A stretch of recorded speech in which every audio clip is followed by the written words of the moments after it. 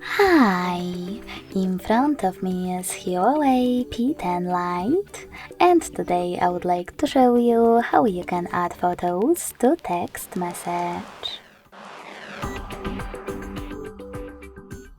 Begin by opening Messages app and selecting or creating a chat.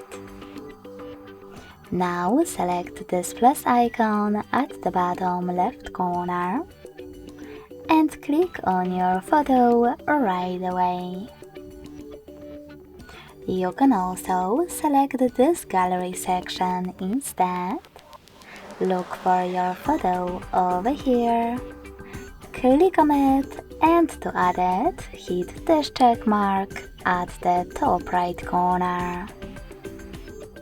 Thanks so much for watching. If you enjoyed this video, don't forget to leave a like, comment and subscribe.